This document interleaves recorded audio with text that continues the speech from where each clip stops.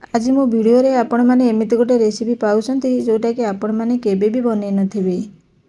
मो आज काजू मटर रेसिपीटा आपण को दउची।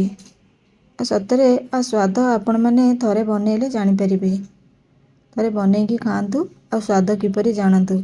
मो एठी मसला रे मो नै जाईची अदा रसुण पियाज अल्प किछि काजू आ दुईटी टमाटो को मो अल्प कड़ाई रे पानी देइग्री मु ताको सिझेई दउची। तापर काजू और मटर को मध्य ता सहित सिझेई दउची। जदि आपण माने कम समय भितर चाहुछंती रेसिपी बनेबा पई ए रेसिपीटा आराम रे कम समय भितर हेई परिबो।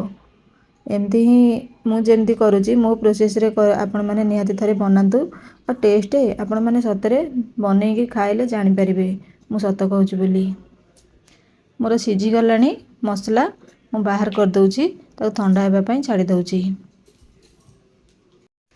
कम तेल मसला रे बा कम समय भितर आपण ए रेसिपीटा ही बनै परिबे। एठी काजू आ मटर मोर हे देखंतु सिझी गलानी।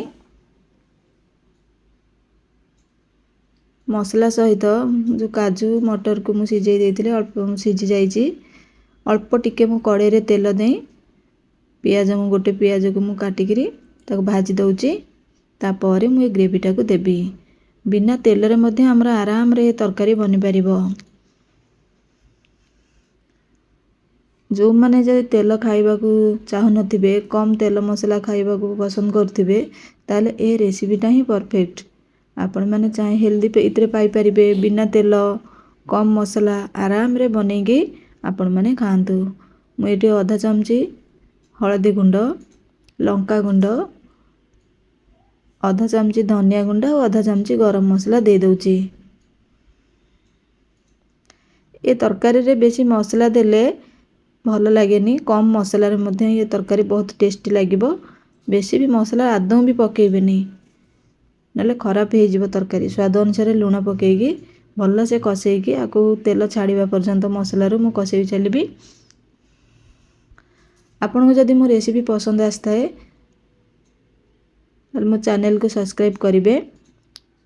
किपरि लागिला रेसिपीटा मते कमेंट सेक्शन रे जणैबे। जदि मो रेसिपी आपन को नुआ लागु थाए सांग मानन पाखु शेयर करिवे। एमती थरे बनेगिरी खांतु। रेडी हे गला हमर काजू मटर तरकारी।